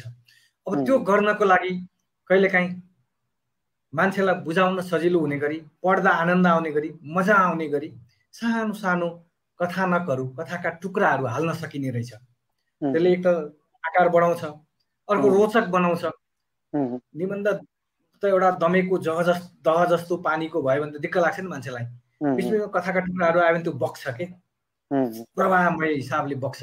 अनि त्यसले मान्छेलाई तानेर ल्याउँदो रहेछ। अनि त्यसपछि मैले के थाहा पाएँ भने त्यस्तो खालको उपयुक्त हुने ठाउँमा सानो सानो टुक्रा टुक्रीहरू राख्नुपर्ने रहेछ एउटा। कहिलेकाहीँ त्यस्तो हुँदैन, त्यस्ता चिजहरू भेटिँदैनन्। तर आफ्नै जीवनको कुनै कालखण्डमा काहीँ घटेको कुनै घटना, अहिले आफूले भन्न खोजेको कुरालाई प्रमाणित गर्नको लागि अथवा तार्किक हिसाबले त्यसलाई बलियो बनाउनको लागि उपयुक्त हुन्छ भने त्यसलाई तानेर त्यहाँ ल्याएर राख्न सकिने रहेछ। हामीले फ्ल्यासब्याकलाई राख्नुपर्छ भन्छौँ। यात्रामा त धेरै हुन्छ, त्यस्तो धेरै गर्नुपर्छ, गरिन्छ, रोचक पनि हुन्छ। निबन्धमा पनि त्यो राख्न सकिने हुने रहेछ। यस्तो कुराहरू मैले थाहा पाएँ के, पहिला मलाई थाहा थिएन। अनि यी चिजहरू यसरी राख्नुपर्छ भन्ने थाहा नभएपछि त त्यो राखिँदैन। अनि सिधा कुरो जे छ त्यो मात्र भनेपछि सक्यो नि, त्यस्तो होइन रहेछ। यस्तो कुरोहरू राख्दै राख्दै राख्दै अनि खेल्दै भनौँ न तर्कहरू जन्माउँदै अनि फेरि उदाहरणहरू जस्तो राख्दै जानुपर्ने हुने रहेछ। अनि निबन्धको च्यालेन्ज के रहेछ भने फर्स्ट सेन्टेन्स के लेख्ने, त्यो सबैभन्दा ठुलो च्यालेन्ज हुने रहेछ। अब स्ट्रक्चरली हामीले हेऱ्यौँ भने प्रारम्भ मध्य अन्त्य भन्ने टाइपको हुन्छ, युनिभर्सिटीमा पढाउनेहरूले त्यसरी पढाउँछन् होइन, स्कलरहरूले। तर हामीले हेऱ्यौँ भने पहिलो सेन्टेन्स मेरो लागि सबभन्दा ठुलो च्यालेन्ज पहिलो सेन्टेन्स के लेख्ने। पहिलो सेन्टेन्स यस्तो होस् कि त्यो मान्छेले दोस्रो सेन्टेन्स पढोस्, तेस्रो सेन्टेन्स पढोस् अनि पहिलो प्याराग्राफ यस्तो होस् कि दोस्रो प्याराग्राफ नपढी धरै नपाओस् पढ्ने मान्छेले, त्यो ठुलो चुनौतीको काम हो। त्यसरी लेखियो भने अनि बिचमा त अघि भने जस्तो सबै चिज मसलाहरू सबै राख्दै जाँदाखेरि ठिकै भए पनि हुन्छ। अनि लास्ट भनेको कन्क्लुडिङ रिमार्क्स दिने ठाउँ हो नि निबन्धमा। केही कुरा त इस्ट्याब्लिस गर्नुपर्छ निबन्धले। जसरी कवितामा आइडियोलोजीको थट भनौँ न, आइडियोलोजी भन्दाखेरि पोलिटिकल आइडियोलोजीमा मात्र गइएला, त्यो नभएर कुनै किसिमको थट आफूले भन्न खोजेको कुरा इस्ट्याब्लिस गर्ने हो नि कवितामा। एउटा कविताले एउटा मात्र कुरा बोक्नुपर्छ। तपाईँले 4-5 किसिमको आइडिया हाल्न थाल्यो भने त्यो कविता बिग्रिन्छ, लामो न लामो हुन्छ, दोहोरिन्छ, तपाईँ कन्फ्युज हुनुहुन्छ, के भनेको तपाईँले लास्टमा आफैले बुझ्नुहुन्न। अनि त्यसले के हुन्छ नि पढ्ने मान्छेलाई दिक्क लाग्छ, कविता यस्तो हुन्छ म कविता। त्यस्तो मान्छेहरूले चाहिँ नेपाली कविताको विकासलाई हानि पुग्छ, त्यस्तो लेखक कविहरूले। किनभने कविताप्रति मान्छेहरूको वितृष्णा हुन्छ नि, एकदम कविताले तान्दैन के। अनि त्यो भइसक्यो भने त्यस्तो लेख्नुहुन्न। कविहरूमा त शब्दमाथि एकदम कन्ट्रोल गर्नुपर्छ। शब्दले कन्ट्रोल गर्यो भने कविता बिग्रिन्छ। शब्दमाथि कविले भनौँ न घोडाको लगाम समातेर त्यहाँ माथि बस्ने सहिसले जस्तो कविले शब्दलाई कन्ट्रोल गर्यो भने उसले आफूले भन्न खोजेको कुरो प्रभावकारी रूपले भन्छ र सीमित शब्दहरूमा प्रष्टसँग उसले आफ्नो कुरो भन्न सक्छ। त्यसको लागि त एउटा प्रतिभा होला, अभ्यास चाहिन्छ कि धेरै, अध्ययन र प्र्याक्टिस, यो दुईटा कुरो बहुत धेरै चाहिन्छ। होइन भने शब्दमाथि नियन्त्रण लिन सकिँदैन। अनि अर्को कुरो के हुन्छ भने धेरै मान्छेहरू हुन्छ मैले कति पढेको छु, कति पढ्छु भन्छ नि, पढेर मात्र हुँदैन। त्यसले के भनिरहेछ, कसरी लेखिरहेछ, के कुरो लेखिरहेछ, कुन कुरो व्यक्त गर्न कस्तो खालको इमेजको प्रयोग गरिरहेछ भन्ने थाहा पाउनुपर्छ कि पढेर। त्यो कुरो थाहा पाएन भने पढेर मात्र त के अर्थ भयो र, त्यसले के भनौँ थाहै पाइँदैन नि। त्यस कारणले कवितामा चाहिँ शब्दहरूमाथि नियन्त्रण हुनुपर्छ। निबन्धमा चाहिँ शब्दहरूमाथि नियन्त्रण भन्दा पनि शब्दहरूसँग बग्न सक्नुपर्छ कि खेल्न सक्नुपर्छ। र लास्टको अघि भन्दै थिएँ अन्तिममा आइसकेपछि चाहिँ त्यो आफूले भन्न खोजिराखेको तर्कहरूको, विचारको, होइन आफ्नो थटको केही कुरो त हुन्छ नि, त्यसलाई इस्ट्याब्लिस गर्न सक्ने किसिमको ल्याङ्ग्वेज, त्यस्तो किसिमको वाक्य राख्नुपर्छ। र अर्को कुरो मेरो अहिलेसम्मको मेरो आफ्नो अनुभवले जानेको कुरो चाहिँ के हो भने सम्भव भएसम्म छोटो वाक्य लेख्नुपर्छ। प्रष्ट छोटो वाक्यले प्रष्ट कुरो भन्छ। तपाईँले जे भन्न खोजेको पढ्ने मान्छेले त्यही बुझ्नु पर्यो नि। धेरै लामो वाक्य लेख्नु भने कहिलेकाहीँ फेरि छोटो वाक्य लेख्न सकिँदैन, त्यो अवस्थै त्यस्तो खालको आउँछ। त्यस्तोमा हामीले मिश्रित वाक्य अथवा संयुक्त वाक्य लेख्छौँ, तर सकेसम्म छोटो वाक्यमा प्रष्टसँग भन्यौँ भने त्यो चिज सुन्दर हुन्छ। कविताको विषयमा हजुर सर, म कविताको विषयमा एक किसिममा जोड्ने रहेछु। त्योभन्दा अगाडि मैले एउटा के प्रसङ्ग मलाई यो बडो रमाइलो लाग्यो कि भन्दाखेरि तपाईँले कृति प्रकाशन गर्न थालेकोदेखि यता हेर्ने हो भने 24-25 अथवा 30 वर्षमा जोड्ने हो भने अहिलेसम्म तपाईँको 21वटा अब 2वटा अझै कृतिहरू आउने अवस्थामा तपाईँ सरकारी जागिरे, तपाईँ साहित्य लेखन सँगसँगै अरूका कृतिहरूलाई अनुवाद पनि गर्नुहुन्छ, प्रकाशन पनि गर्नुहुन्छ। यति धेरै कृति साहित्यप्रति लेखनको लागि यति धेरै समय चाहिँ तपाईँले कसरी निकाल्नुभयो सर आफू जागिरे हुँदै? के हुने रहेछ भने मेरो अनुभवकै कुरा गर्छु, यी सबै अनुभवकै कुरा हुन् होइन। भएको स्रष्टाहरूमध्ये साहित्यिक कृति निकाल्नेमा अत्यधिक धेरै यहाँको पाइएको छ, अन्य कृतिको तुलनामा मभन्दा धेरै निकाल्नेहरू पनि हुनुहुन्छ। तर यस कार्यक्रममा जोडिनु भएको नाताले चाहिँ मैले मेरो चाहिँ कस्तो हो भने मलाई के लाग्यो भनेदेखि जस्तो भन्नु न, अब मेरो स्वभाव कस्तो भयो भने म घरबाट अफिस जाने, अफिसबाट मैले 31 वर्ष जागिर खाँदा म 31 वर्ष सिधै घर आएँ कि। अफिस सकेपछि साथीभाइसँग भेटौँ, त्यो रेस्टुरेन्टमा जाउँ, 3-4 घन्टा त्यहाँ बिताउँ, अर्काको कुरा काटौँ। मैले त्यो काम कहिले पनि गरिनँ। नगरिसकेपछि के भने म घर आएँ, त्यो समय बच्यो एउटा। अनि त्यो मद्यपान जस्तो टाइपको त्यस्तोमा म धेरै अल्मलिनँ, त्यसले अलिकति समय बच्यो एउटा। अर्को चाहिँ कस्तो भने आफ्नो गट्स भन्छ नि, आफ्नो डिटर्मिनेसन, म यो गर्छु भन्ने भयो भने गर्न सकिने रहेछ के। किनभने 7 घन्टा जागिर खाने हो, जागिर 7 घन्टा भने पनि 7 घन्टा फुल टाइम कति अवस्थामा हुँदैन। पुरा बिहानदेखि बेलुकासम्म त भोटिएर काम गरिँदैन। नेपालको जागिर तपाईँहरूलाई पनि थाहा छ, भलै हामी राष्ट्र ब्याङ्कमा हुँदा कुनै कुनै विभागमा अत्यन्त धेरै व्यस्त भएर काम गरियो, कुनै कुनै विभागमा अत्यन्त धेरै फुर्सद पनि भयो। त्यो कारणले गर्दा कहिलेकाहीँ कतिपय प्लान गरेको चिजहरू अफिसमै पनि लेख्न मिल्थ्यो। काम नभएपछि दिक्क भएर बस्नु, अफिस छोडेर अन्त भाग्नु भन्दा त कुर्सीमै बसेर आफ्नो काम गर्नु राम्रो हुन्थ्यो। कहिलेकाहीँ त्यस्तो पनि गरियो। कहिले काहीँ यति बिजी भइयो कि कति महिनौसम्म लेख्न पनि गरिएन एउटा त्यो। अर्को म लेख्छु, म यो काममा लाग्छु, यो चाहिँ मेरो एकदम रुचिको कुरा हो, म यसमा गर्न सक्छु भन्ने भयो भने सकिने रहेछ कि त्यो नसकिने। कति मान्छेहरूलाई देख्छु नि, अब भनौँ न नेपालमा लेखकहरूको आम रूपमा आर्थिक अवस्था त्यति राम्रो छैन, अनि लेखक मात्र भएर बाँच्न सकिँदैन, बाँच्नको लागि अर्को कुनै काम गर्नुपर्छ, रुचि एकातिर छ पेसा अर्कोतिर हुन्छ। अनि कतिपय मान्छेहरूलाई एक ठाउँ काम गरेर मात्र पनि परिवार पाल्न पुग्दैन, 2 ठाउँ 3 ठाउँ पार्ट टाइम पनि गर्नुपर्छ हैन, त्यसले थकान पनि हुन्छ। तर त्यही समयमा फेरि के देख्छु भने कति मान्छेहरू यति व्यस्त भयो, काम गर्नुपर्छ, के गर्नुपर्छ, लेख्नै सकिएन। पुरा म पुगिसरी आएको मान्छे भएको भए, लेख्न मैले काम गर्नु नपर्ने भएको भए म कस्तो लेखक हुन्थेँ होला भन्छन्। त्यो हुँदैन, मेरो अनुभवमा त्यो हुँदैन। किनभने बहुत धेरै मान्छेहरू मैले देखेको छु सम्पन्न छन्, काम गर्नु पर्दैन, अलिअलि गर्छन्, तर लेख्दैन, लेख्न सक्दैनन्। लेख्ने मान्छेलाई प्रतिभा भन्ने कुरो, लेख्न जुन आउँछ नि, मैले अघि भने नि आशीर्वादको कुरा, जुन कृपाको कुरा गरेँ नि, महिनौँ कविता लेख्न आउँदैन कहिलेकाहीँ है। कहिलेकाहीँ के हुन्छ भने अचानक फ्याट्टै आउँछ। त्यो आएको बेला यसरी आउँछ कि त्यो त्यसको संरचना ठ्याक्कै पूर्ण भएर आउँछ, लेखिसक्दा त्यो फेरि चलाउनु नपर्ने गरी, एउटा शब्द झिक्नु पनि नपर्ने गरी, एउटा शब्द थप्नु पनि नगर्ने गरी मिलेर आउँछ। कहिलेकाहीँ पछि अलिअलि मिलाउनु पर्छ है। त्यो किन आउँछ भने मैले तपाईँलाई अस्ति तपाईँको र मेरो अलिकति डिस्कस भयो। अनि मैले के भन्छु भने मान्छे जति बेला कवि हुन्छ नि त्यति बेला ऊ सामान्य नर्मल अवस्थाको मान्छे हुँदैन। बनाउनु पर्छ भन्नु हो भने गलत हुन्छ है। बनाउनु भने त मेहनत गरेर अर्कोलाई असामान्य बनाउनु हो नि, द्याट्स टोटली रङ। त्यो होइन, आफै हुन्छ। जति बेला ऊ कवि हुन्छ ऊ आफै त्यस्तो हुन्छ। यस्तो हुन्छ कि उसलाई छटपटी हुन्छ, उसलाई त्यो अभिव्यक्त नगरी हुँदैन, उसले अरूले भनेको कुरा बुझ्दैन, ऊ एकदम भरिन्छ, अरूले भनेको कुरा बुझ्दैन, एकदम एब्नर्मल टाइपको हुन्छ कि। तर जब त्यसलाई उसले निकास दिन्छ र काहीँ व्यवस्थित गरेर राख्छ, इमिडिएटली हैन, after that point of time he will get normal. ऊ एकदम सामान्य हुन्छ र उसले सामान्य मान्छेले जस्तै सबै व्यवहार गर्छ। त्यस कारणले अनि अनि अनि कविता किन सधैँ लेख्न सकिन्न? कहिलेकाहीँ म एकै दिन 2-3टा पनि लेख्छु, कहिलेकाहीँ म 3 महिनासम्म पनि लेख्न सक्दिनँ। आज म कविता लेख्छु भनेर बसेँ भने पनि हुँदैन, त्यसरी लेखेको कविता कविता हुँदैन। तर कहिलेकाहीँ गाडी कुदेर आए बेलामा यसरी आउँछ, झ्यापै आउँछ कि अब नलेखी हुँदैन। कहिलेकाहीँ कहाँ हिँडेर एक दिन राति 2 बजी झट्ट बिउजिँदाखेरि यस्तो कि पुरा निन्द्रा खुल्यो, पुरा आइरहेछ दिमागमा, उठेर लेखेँ अनि फेरि सुतेँ। कहिलेकाहीँ त्यसरी आउँछ। फ्राङ्कफर्टमा म सेन्ट्रल ब्याङ्कको एउटा इन्टरनेसनल सेमिनारमा थिएँ, पढाइरहेको थियो ब्याङ्क सुपरभिजनको यो बासेल 3 भन्ने एउटा टर्म छ हाम्रो सुपरभिजन गर्ने। उसले पढाइरहेको छ, एउटा कुरोले कस्तो मजाले पढाइरहेको छ। एकछिनसम्म बुझ्दै थिएँ, एकछिनपछि गयो। यसरी कविता आयो, अचानक आयो। अब म त्यसले पढाएको बुझ्दिनँ। यता अर्कै देशको बसेको छ, यता अर्कै देशको बसेको छ, बिचमा म बसेको छु, हेर्न आउट्स इङ्ग्लिसमा छ पल्टाएको छु है। के गर्ने, केही सिम नलागेपछि त्यो हेर्न आउट्सको मा त त्यो पावर पोइन्टमा कोही ठाउँ लेखेको, कोही ठाउँ पेजमा खाली हुन्छ नि, खाली भएको ठाउँमा नेपाली भाषामा खुरखुर लेखेँ।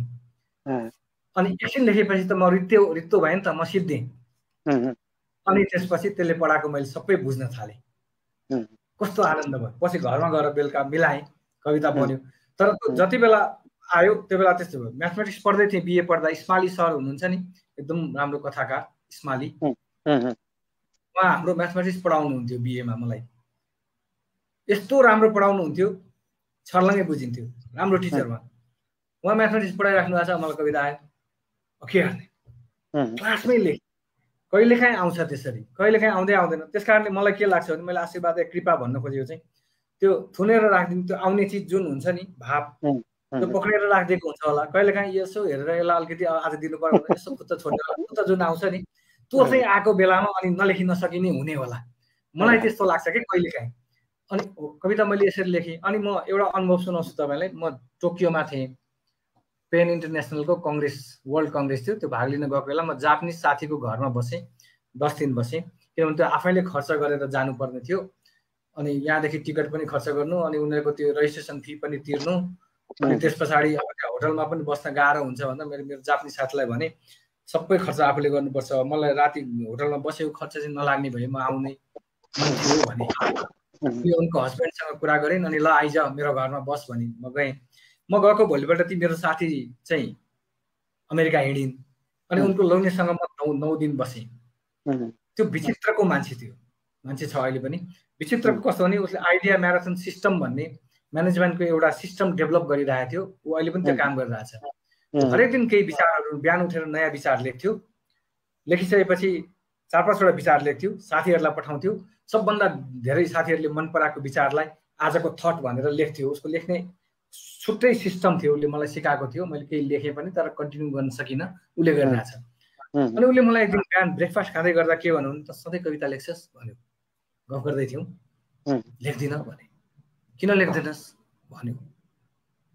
के भने अनि सिम्पली हिसाबले भने सधैँ लेख्न आउँदैन, त्यसैले लेख्दिनँ भने। अनि एकछिन मेरो मलाई हेरो, अनि सोच्यो, अनि के भन्नु भने, ऊ आएको दिन त आइहाल्यो कविता, नआएको दिन तैँले गर ल्याएर किन लेख्दैनस्, तँ त्यसलाई लिन किन जाँदैनस् भन्नु के। अनि मैले के भने, मैले त यसरी आजसम्म सोचेकै छैन भने। छक्क परेँ, यसरी त मैले आजसम्म सोचेकै छैन, जुन कुरो सोचेकै छैन त कसरी गर्नु भने। सोच, आएको दिन आइहाल्यो, नआएको दिन गर लिएर आइज अनि लेख, तर हरेक दिन लेख भन्नु के। विचित्र कुरा भयो। अनि अर्को कुरा के भन्नु भने, हेर कवितामा आउने जुन विचार हुन्छ ऊ पनि त विचारै लेख्ने हो नि त। आइडिया म्याराथन भनेर कविताको फर्ममा पो लेख्दैन थियो त, सेन्टेन्समा लेख्थ्यो। अनि हेर कविता विचार, यस्तो भावना भनेको कुरा चाहिँ यो भुइँकुइरो मिस्ट जस्तै हो। फुत्त आउँछ, एकैछिनमा कस्तो मजाले आउँछ, अनि एकैछिनपछि स्वाट हराएर जान्छ, सकियो। त्यसपछि सपना त्यस्तै हो, कुनै दिन राति यस्तो सपना आउँछ बिहान उठ्दा बिर्सिसकेका हुन्छ। त्यसैले यो चाहिँ सपना अथवा भुइँकुइरो जस्तै हो। जति बेला आउँछ त्यति बेला तैँले ट्याप्पै त्यसलाई टिपिहालिस् पनि त्यो तसँग रह्यो, होइन र त्यो गइसक्यो भने त्यो कहिले पनि त्यही रूपमा फर्केर आउँदैन। अर्को दिन आउँदा अर्कै नयाँ चिज आउँछ, नयाँ कविता आउँछ, त्यो आउँदैन। त्यसैले जति बेला आउँछ त्यसलाई समातिहालै भनौँ। म कविता लेखेर, अनि अघि भने नि गाडी, माइती घरमा गाडी साइड लगाएर ड्राइभिङ गर्दै थिएँ, कविता लेखेँ। इस्माइली सरको क्लासमा लेखेँ, होइन उदाहरण। फ्राङ्कफर्टमा ट्रेनिङको हलभित्र बसेको बेला लेखेँ। त्यो किनभने त्यसले भने जस्तो आएको बेला मैले त्यसलाई समातिहालेको। मिलेन भने त अलिअलि मेन कुरो लेखेपछि त बाँकी त पछि मिलाउँदा भयो नि त। कविता चाहिँ यसरी पनि मैले लेखेको छु। कविता लेख्ने कुरा गरिँदाखेरि यो मेरो आफ्नो अनुभव पनि। कहिलेकाहीँ के हुन्छ भने कविता सकिन्छ तर आफ्ना कुरा सकिँदैन। यहाँले चाहिँ त्यस्तो महसुस गर्नु भएको छ कि छैन? अब म तपाईँलाई यही कुरो जोडेर भन्छु, हेर्नुहोस्, कवितामा मात्र होइन, क्रिएटिभ राइटिङमा सबै चिजमा यो हुन्छ। अस्ति मैले एउटा निबन्ध राइटिङ सम्बन्धी एउटा क्लास गरेँ घोस्ट राइटिङमा, मैले त्यही भनेर आएँ। के हुन्छ भने मैले लेख्छु कविता, अनि मैले पढ्छु, त्यही बेला पढ्दा त सबैभन्दा संसारको सबैभन्दा सुन्दर चिज लाग्छ, सक्यो। हप्ता 10 दिन 15 दिन 1 महिना पछि पढ्यो भने त्यहाँ के कहिलेकाहीँ सच्याउनु पर्ने चिज, अथवा यो लाइन नलेखे भए हुने रहेछ भन्ने भेटिन्छ। त्यसलाई सच्याइ, त्यस कारण लेख्ने बित्तिकै छाप्नु हुँदैन, अलि दिन पछि छाप्दा हुन्छ हेरेर। त्यस्तो लाग्यो भने मिलाएर छाप्दा हुन्छ। मेरो एउटा कविता 53 सालमा आकाश खस्यो भने के हुन्छ भन्ने कविता सङ्ग्रहमा लेखेँ, छापेको। त्यो बेला मलाई एकदम त्यो भनौँ न पर्फेक्ट कविता भनेर छापेको। 3-4 वर्ष अगाडि मैले आएर हेर्दा त्यसको बिचको 4 लाइन नलेख्दा हुने रहेछ भन्ने लाग्यो। र अनि पछि ममिलाजीले ट्रान्सलेसन गरेर त्यो सगरमाथाको नृत्यमय आत्मा भन्ने ठुलो किताबमा राख्नु भएको छ, नेपालीमा पनि अन्यमा पनि। त्यसको मेरो 53 सालमा छापिएको किताबको त्यो 4 लाइन त्यसमा छैन। त्यो निकालेँ, एडिट गरेँ भनौँ न त्यति वर्षपछि आएर। किनभने मलाई त्यति बेला के फिल भयो भने यो लाइन नराख्दा नि कविता राम्रो हुने रहेछ भन्ने लाग्यो कि हुन्छ कहिलेकाहीँ यस्तो हुने रहेछ। अनि तपाईँले भनेको कुरा चाहिँ के भने, अब हामी लेख्छौँ अनि हामी लेखेपछि जोड्छौँ, हामीसँग शब्दको अर्थको, शब्दले अर्थहरू बोक्ने सामर्थ्य सीमित हुन्छ शब्दसँग। कविता लेख्ने भनेको शब्दहरू आफैमा जबसम्म हामीले त्यसमा प्राण भर्दैनौँ लेखकहरूले, त्यो शब्द निर्जीव हुन्छ कि।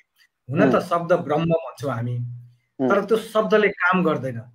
त्यसले अर्थको सिर्जना त्यति बेला गर्छ जब हामी त्यहाँ केही चिज भर्छौँ र त्यसले केही चिज भन्छ। त्यो भइसकेपछि त्यहाँ अर्थको सिर्जना हुन्छ।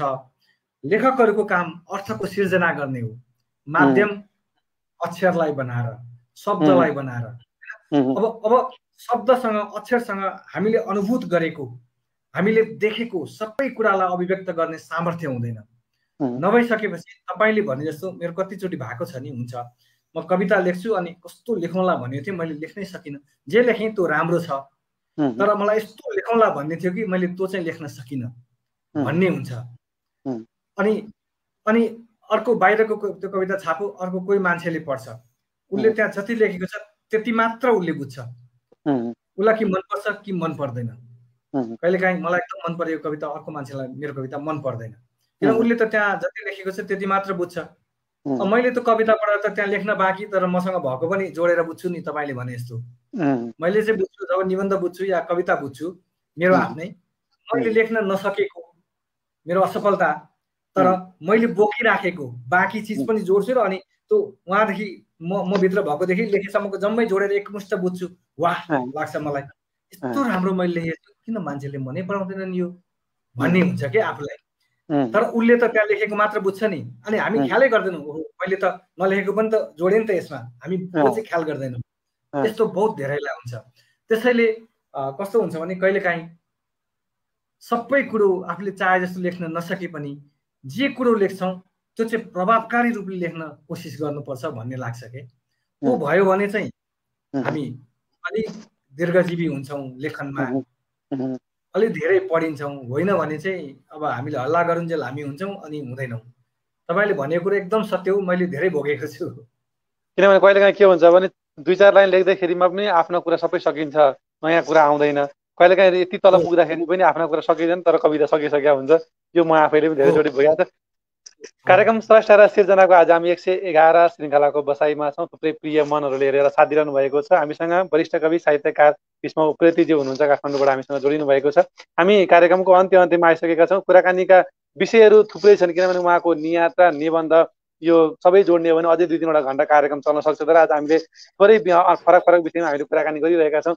अब थोरै कविताकै प्रसङ्ग उठिरहेको छ, अब हामी यसैमा जोडेर हामी कार्यक्रममा टुङ्ग्याउने कोसिस गर्नेछौँ। सर, अघि कविता लेखिरहँदाखेरि कविहरूले शब्दमाथि नियन्त्रण गर्नुपर्छ भनिरहँदाखेरि र कवितालाई अलिकति सरल बनाउनुपर्छ भनिरहँदाखेरि पछिल्लो पुस्ताको नयाँ पुस्ताको युवा कविहरूले चाहिँ कवितालाई कसरी लेखिरहेको यहाँले कस्तो पाउनुहुन्छ सर? यस्तो छ के, त्यो अब एकदम उत्साहजनक किसिमले कति युवाहरू आइराख्नु भएको छ। सबै समयमा त्यस्तो हुन्छ होला। अनि अब त्यो मध्ये केही चाहिँ रहिरहनुहुन्छ, केही चाहिँ अलि पछि हराउनुहुन्छ। सबै समयमा त्यो हुन्छ होला। हामीलाई हाम्रो समयको मात्र थाहा हुन्छ, अरू समयको चाहिँ हामीले जो अगाडि आउनु भएको छ हामीले उहाँहरू मात्र देख्छौँ। त्यो बिचमा अरू कति हुनुहुन्थ्यो हामीलाई थाहा हुँदैन होइन। यो हिसाबले हेर्दाखेरि चाहिँ कन्टेन्टको हिसाबमा पहिलाभन्दा अहिले अलिक बढी फैलिएको लाग्छ। पहिलाको भन्दा अलिक भोकल रूपमा जस्तो भनौँ न, आइडेन्टिटीका कुराहरू एकदम आएको, अनि महिलाको आवाजहरू एकदम बलियो भएर मुखर भएर आएको, राइट पर्सपेक्टिभबाट, इक्वालिटी पर्सपेक्टिभबाट आएको पहिलाभन्दा बढी लेखिएको छन्, बढी मानिसहरूले लेखिराख्नु भएको छ। तर कस्तो भयो भने सोसियल मिडियाको धेरै राम्रो पक्ष छ, केही खराब पक्ष छ। त्यसले चाहिँ के गर्यो भने मान्छेहरूलाई एकदम माझिनुपर्ने, सुधार गर्नुपर्ने र राम्रो भएर आउनुपर्ने ठाउँमा कति मान्छेहरू आयो लेखिहाल्यो, अनि अर्को एउटा ग्रुप केही मान्छेले एकदम वा वा वा भन्नु, केही न केहीको चिज हुन्छ। अनि त्यसले चाहिँ कविहरू, नयाँ कविहरूलाई ए म त राम्रै लेख्दछु, म त कवि भइसकेको छु भन्ने भ्रममा आउँछ कि त्यो भयो भने बिग्रिन्छन्। एउटा डर त्यो छ। अनि त्यो लहैमा एकदम आउने। तर केही कविहरू यसरी आइराख्नु भएको छ कि भनौँ न एक किसिमले खुसी लाग्छ। हामीभन्दा पछि जति कविहरू आउनुहुन्छ हामी त्यति नै धेरै बाँच्न सक्ने सम्भावनाहरू हुन्छ। त्यसले त मानिसहरूलाई कवितामा अडाइराख्छ नि त, पछिसम्म आउने जेनेरेसनहरूलाई पनि। अर्को कुरो चाहिँ डर कस्तो हुन्छ भने कहिलेकाहीँ यस्तो शक्तिशाली कविहरू आएको छन्, हामी पनि लेखिरहेछौँ, हामी किनारा पो लाग्ने हौँ कि भन्ने पनि खतरा छ। लेखिराखेका छौँ, गरिराखेका छौँ होइन, सँगसँगै गइराखेका छौँ, यो आफ्नो ठाउँमा छ। त्यसैले हेर्ने हो भने राम्रा कुराहरू धेरै छन्, तर अब हतार गरिहाल्ने अनि मिलोमतोमा पुरस्कार लिइहाल्ने चलन पनि धेरै छ। अनि गरिहाल्ने, अनि एउटा दुईटा गजल लेखेपछि म एकदम अर्को दिनदेखि म ठुलो कवि भइहालेँ। अनि नेपालमा छ नि अलिक घृणा गर्ने अरूलाई, म पो त के हो भन्ने, यस्तो पनि बढ्यो। यो नबढिदिने हो भने यसले व्यक्तिलाई पनि, साहित्यलाई पनि, राष्ट्रलाई पनि फाइदा गर्दैन होइन। अहिले केही घटेको छ, अहिले मान्छेहरू अलिक बढी संयमित भएको छन्। तर मिलेर एउटाले अर्कोलाई पढेर, एउटाले अर्कोसँग सेयर गरेर, एउटाले अर्कोसँग कन्भर्सेसन गरेर लेखिराख्यौँ भने अनि कस्तो हुन्छ भने एकदम फेयर भन्ने भनौँ न, स्वस्थ हिसाबले कमेन्टहरू गरेर लेखिराख्यौँ भने चाहिँ सबैलाई राम्रो हुन्छ, नयाँहरूलाई पनि राम्रो हुन्छ। हामी ठिक 1 घन्टामा आइसकेका छौँ। अब म 2टा मात्रै प्रसङ्ग जोड्न चाहन्छु। एउटा प्रसङ्ग के भन्दाखेरि यहाँका कविता र यहाँका कृतिहरू चाहिँ देशभन्दा बाहिर अन्य भाषामा पनि अनुवाद भएर प्रकाशित हुँदै आइरहेको अवस्थामा चाहिँ नेपाली भाषीदेखि बाहेक अन्य भाषीहरूले चाहिँ नेपाली साहित्यको अथवा नेपाली कविताको के कुरालाई चाहिँ बेसी मन पराएको यहाँले महसुस गर्नुभएको छ? यो एउटा चाहिँ मलाई कन्टेन्ट लाग्छ। जस्तो भनौँ न, मेरो कविता अमेरिकाबाट छापिने बेलामा त्यो उनले त्यहाँबाट छापिन्, प्रकाशकलाई मैले अनि तेरो कविताहरू दिएँ भनिन्। अनि मैले उनलाई के भनिन्, मैले धेरै खालको कविता लेखेको छु, तपाईँलाई कुन खालको कविता, तपाईँले छाप्ने किताब चाहिँ अमेरिकन रिडरहरू वेस्टर्नरहरूकै लागि टार्गेटेड हुन्छ, कस्तो खालको कविता भयो भने तपाईँहरूलाई मनपर्छ, तपाईँको रिडरहरूलाई मनपर्छ भने। अनि उनले के भनिन् भने तिमीहरूको आफ्नो कुरा लेखेको कविता दे, बाँकी कुरा त फर्स्ट ह्यान्ड इङ्ग्लिसमै हामी नै लेखिहाल्छौँ नि। यहाँ हामीले नलेखेको तर तिमीहरूका आफ्ना कुराहरू लेखेको कविता पठा, त्यस्तो राम्रो हुन्छ भनिन् कि। यो हिसाबले कन्टेन्टको कुराहरू, हाम्रा कुराहरू होइन, अब हाम्रो नेचरको कुरा होला, हाम्रा दुःखका कुरा होलान्, हाम्रा आकाङ्क्षाका कुरा होलान्, हाम्रो परम्परा, हाम्रो संस्कृति होइन, हाम्रो चालचलनले, रीतिरिवाजले हामीलाई दिएका कतिपय अनुभव, उपहार दिएका कुराहरू होलान्। यस्तो कुरा लेख्नु भने चाहिँ उनीहरूले मन पराउँछन्। अनि आजभोलि धेरैतिर लामो कविताहरू सकभर नआओस् भन्ने खोज्छन् कि। अघि मैले भने सठिक तर ठ्याक्कै जाने खालको कविताहरू अनुवाद गर्नेहरूले पनि लामो कविताहरू, लामो नदे मलाई छोटो दे, छोटो कविता मात्र गर्छु भन्छ अनुवाद गर्दा पनि। अनि अनुवाद गर्दाखेरि जस्तो मैले धेरै कविताहरू लेख्दाखेरि चाहिँ मैले अनुवाद, यो कविताको अनुवाद भयो भने कस्तो हुन्छ होला भन्ने सोचेर लेख्छु। त्यस कारणले बिम्बहरू प्रयोग गर्दाखेरि, प्रतीकहरूको प्रयोग गर्दाखेरि पनि मैले यस्तो खालको गर्छु कि जसमा धेरै फुटनोट दिनु नपरोस्।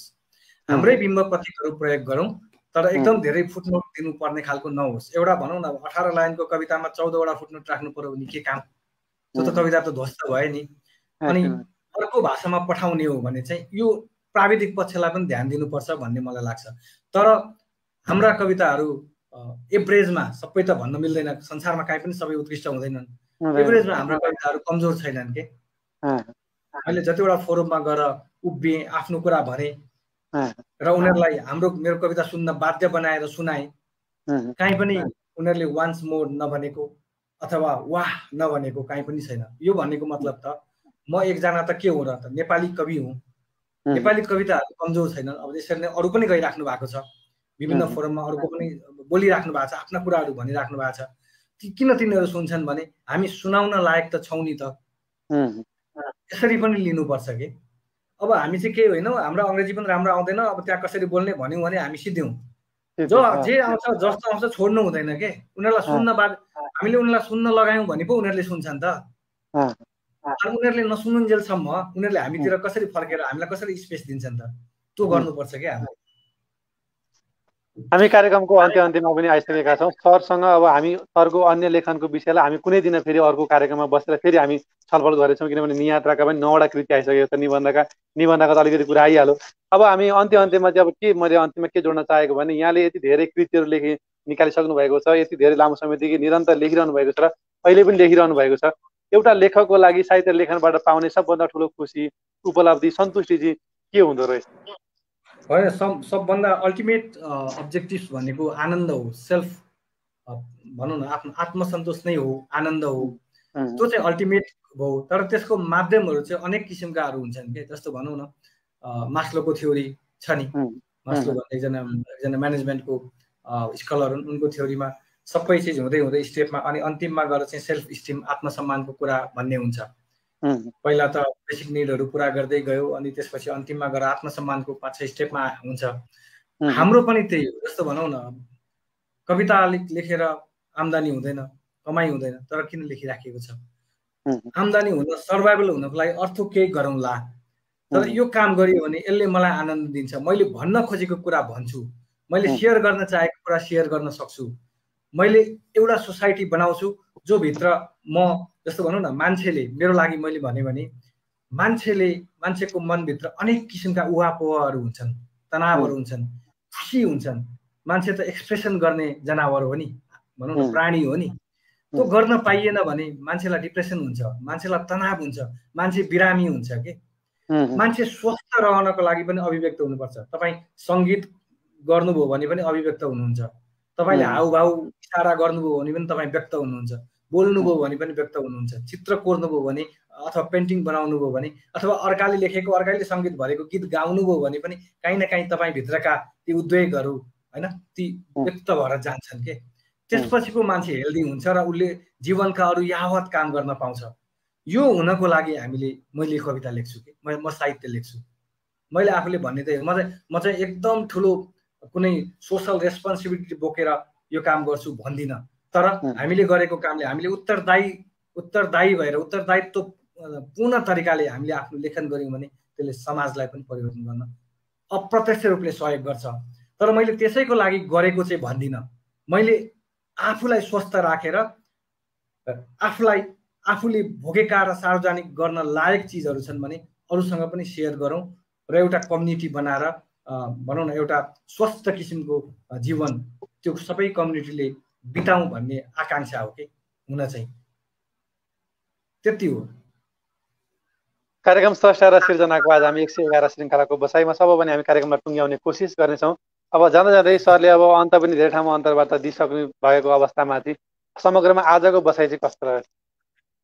होइन, मैले त अब तपाईँले भन्नुभयो, मैले आफ्ना कुराहरू भने होइन, मैले धेरै ठाउँमा यस्तै कुराहरू भन्छु। अघि भने नि मैले आफूलाई अभिव्यक्त गर्ने एउटा प्लेटफर्म पाएँ।